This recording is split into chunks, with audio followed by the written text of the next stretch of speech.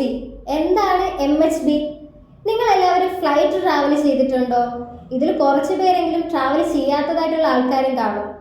ഈ MHB എന്ന് പറയുന്നത് മിസ് ഹാൻഡ്ലിംഗ് ബാഗേജിനെയാണ് MHB എന്ന് പറയുന്നത്. കൂടുതലായും ഇത് കണ്ടുവരുന്നത് കണക്ഷൻ ഫ്ലൈറ്റിൽ ട്രാവൽ ചെയ്യുന്ന ആൾക്കാർക്കാണ്. ചിലപ്പോൾ നിങ്ങളുടെ ലഗേജുകൾ ഇപ്പോൾ കണക്ഷൻ വരുന്ന ടൈമിൽ മിസ്സായിട്ടുണ്ടാകും. ഒരു എക്സാമ്പിൾ പറയുകയാണെങ്കിൽ, നിങ്ങൾ ഇവിടുന്ന് ഡൽഹിയിൽ നിന്ന് നിങ്ങൾ ലണ്ടനിലേക്ക് യാത്ര ചെയ്യുന്ന ഒരു പാസഞ്ചർ ആണെന്ന് വിചാരിക്കുക.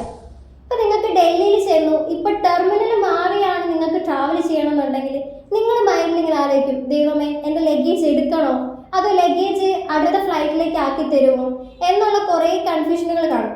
ചിലപ്പോൾ അതുപോലും അറിയാത്ത ആൾക്കാർ ഡയറക്റ്റ് ഫ്ലൈറ്റിൽ പോയി കയറും. പിന്നീട് അവർ അറൈവൽ എത്തുന്ന ടൈമിലാണ് അവരുടെ ലഗേജ് കിട്ടാതാകും. ചിലപ്പോൾ വരുന്ന ലഗേജ് ഡാമേജ് ആകും. ഈ ഉള്ള സന്ദർഭത്തിൽ നിങ്ങൾക്ക് തന്നെ അറിയത്തില്ല ഇത് എവിടെയാണ് ഇതിനുള്ള കംപ്ലൈൻറ്റ് കൊടുക്കേണ്ടത്, ഇതിന് എവിടെ കോണ്ടാക്ട് ചെയ്താൽ നിങ്ങൾക്ക് ആ ലഗേജ് തിരിച്ച് കിട്ടും. ആ ഉള്ള ഒരു ഡിപ്പാർട്ട്മെൻറ്റാണ് ഈ MHB എന്ന് പറയുന്നൊരു ഡിപ്പാർട്ട്മെൻറ്റ്. മോസ്റ്റ്ലി ഇത് ലൊക്കേറ്റ് ചെയ്യുന്നത് അറൈവൽ സൈഡിലായിരിക്കും. അതായത് ഈ MHB എന്നൊരു ഡിപ്പാർട്ട്മെൻറ്റിന് ഒരു കസ്റ്റമർ സർവീസ് ആൾക്കാർ കാണും. അവരെ കോണ്ടാക്ട് ചെയ്യുന്നത് വഴിയായിരിക്കും നിങ്ങൾക്ക് നിങ്ങളുടെ ലഗേജ് കിട്ടുന്നത്.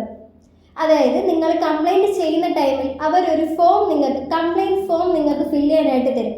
അതിൽ നിങ്ങളെ എല്ലാ ഡീറ്റെയിൽസും, നിങ്ങളുടെ പാസ്പോർട്ടിൻ്റെ ഡീറ്റെയിൽസ് ആവട്ടെ, നിങ്ങളുടെ പേരാവട്ടെ, എല്ലാ കാര്യങ്ങളും നിങ്ങൾ അതിൽ കൊടുക്കുക. ഈ കംപ്ലൈൻറ്റ് ഫോം എന്ന് പറയുന്നത് AHL എന്ന് പറയുന്ന ഒരു ഫോം ആയിരിക്കും.